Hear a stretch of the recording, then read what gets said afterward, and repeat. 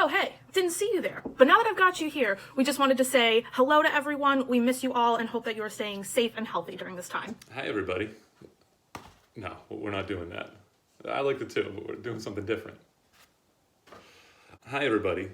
So, in his book Timequake, Kurt Vonnegut asked the question, basically, why do we still read and write in a time when we can just be so easily entertained by television or the internet? And he ended up with his own answer, which I'd like to share with you.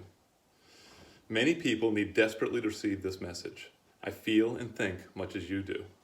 Care about many of the things you do, although most people don't care about them. You are not alone. Keep reading and writing, guys, and remember, you're not alone. Hey kids, it's Miss Christmas. I just wanted to say hi and tell you that I was thinking of you, and I miss you all so much, and I hope everybody's staying safe and healthy. And I wanted to share a little poem that I think is really fitting for what's going on right now, and it has a really great message. So it's called And the People Stayed Home by Kitty O'Meara. And the people stayed home and read books and listened and rested and exercised and made art and played games and learned new ways of being and were still and listened more deeply. Some meditated, some prayed, some danced. Some met their shadows, and the people began to think differently. And the people healed, and in the absence of people living in ignorant, dangerous, mindless, and heartless ways, the earth began to heal. And when the danger passed, and the people joined together again, they grieved their losses, and made new choices, and dreamed new images, and created new ways to live and heal the earth fully, as they had been healed.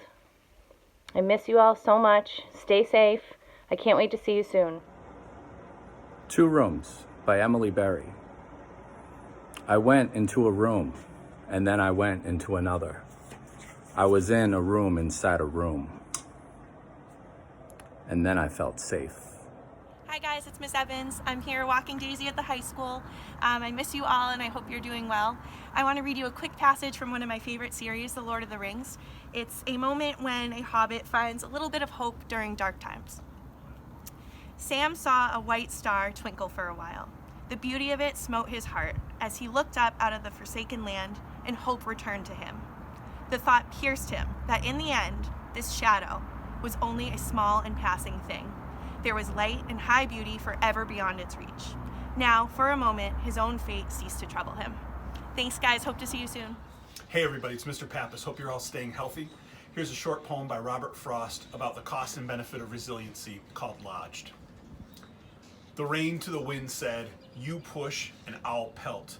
They so smote the garden bed that the flowers actually knelt and lay lodged, though not dead. I know how the flowers felt. Hi WHS community, this is Miss Cunningham here with my dogs Moose and Pablo. I'm going to read you a little quote from the book my class is currently reading, The Great Gatsby. So we beat on, boats against the current, borne back ceaselessly into the past. Hope to see you all soon. Miss you. Hey everybody, Miss Stone here. I want to share an excerpt from a book that is near and dear to my heart. The title of the book is Tuesdays with Maury. It's a memoir and it's written by Mitch Albom. I heard a nice little story the other day, Maury says. He closes his eyes for a moment and I wait. Okay, the story is about a little wave, bobbing along in the ocean, having a grand old time. He's enjoying the wind and the fresh air until he notices the other waves in front of him crashing against the shore. My God, this is terrible, the wave says. Look what's going to happen to me. Then along comes another wave. It sees the first wave looking grim, and it says to him, "Why do you look so sad?" The first wave says, "You don't understand. We're all going to crash. All of us waves are going to be nothing. Isn't it terrible?" The second wave says, "No, you don't understand. You're not a wave. You're part of the ocean." I smile. Maury closes his eyes again. Part of the ocean, he says. Part of the ocean. We're all Weymouth Wildcats, and we're all part of the ocean here. Stay healthy, stay strong, stay safe, and we'll see you soon. Hey, missing you guys all like crazy right now. I hope that you are staying safe and you are staying healthy and you're taking care of yourselves. I wanted to share my favorite poem with you today because it is very true for what we're going through right now. The poem is called I Carry Your Heart by E. E. Cummings, and it has a message about staying connected to the people that you care about, although you have to be apart or you have to be distant. And so I felt as though this was the perfect poem to say to all of you as we are apart and we are being distant to stay safe. I carry your heart. I carry it in my heart. I am never without it. Anywhere I go, you go, my dear. And whatever is done by only me is your doing, my darling. I fear no fate, for you are my fate, my sweet. I want no world, for beautiful you are my world, my true.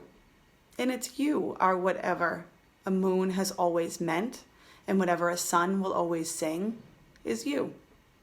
Here is the deepest secret that nobody knows. Here is the root of the root, and the bud of the bud, and the sky of a tree called life, which grows higher than soul can hope or mind can hide. And this is the wonder that's keeping the stars apart. I carry your heart. I carry it in my heart. So while we are distant right now and we have to be apart, I just want you all to know that I carry you in my heart. Take care. And now a quote from my very old and loved copy of Harry Potter and the Chamber of Secrets, from who else but Dumbledore. It is our choices, Harry, that show what we truly are far more than our abilities.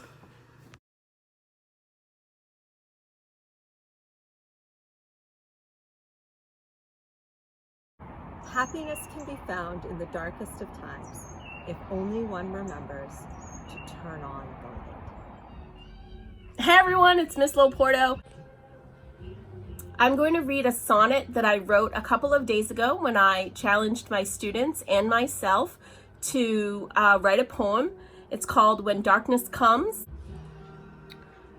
When darkness comes to creep about at night, and daytime in the sun it darkens skies, we must be strong and fight for spring's shy light to mitigate the vast and lonely sighs. A nation torn apart by grief and fear will crumble if it isn't handled well, but we can sing a song of hopeful cheer, a celebration melody to tell the friends and family who we'd never trade. Our distance won't negate our loving hearts, nor will our empathy so slowly fade. The whole is greater than the sum of parts.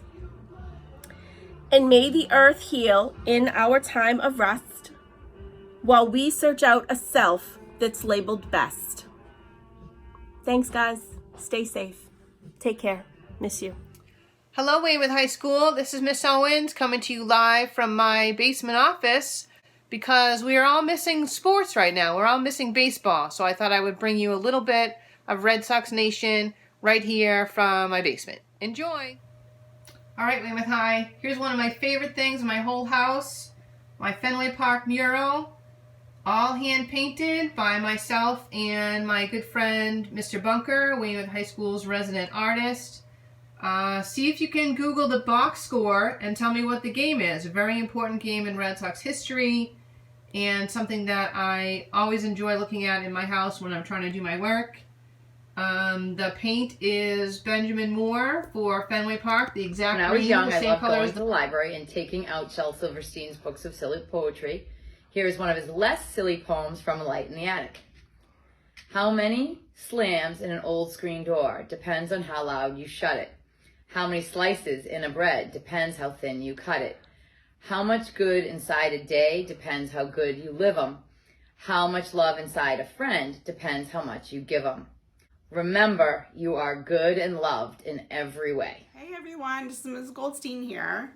I wanted to take a minute and share a poem that I thought would be really perfect for the situation that we're all in right now. This is from Shel Silverstein, which you might remember from many years ago.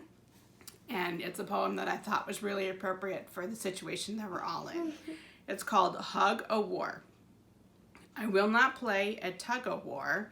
I'd rather play at hug a war, where everyone hugs instead of tugs, where everyone giggles and rolls on the rug, when everyone kisses and everyone grins and everyone cuddles and everyone wins. So I hope that brought a little sunshine into your life today, and we'll see you soon. Bye-bye. Hello, students. Greetings from Bridgewater, from the Caliporis family. Cody and Summer are going to read a poem for you entitled Dirt on My Shirt by Jeff Foxworthy. Are we ready, guys? Yes. Okay, Yes. go ahead. There's dirt on my shirt and leaves in my hair. There's mud on my boots, but I don't really care.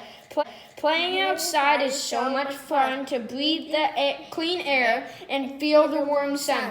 To stomp in a puddle or climb a big tree makes me quite happy. Just look and you'll see. What message should we give to the students back in Weymouth? What should they do? You should get outside and feel the sun.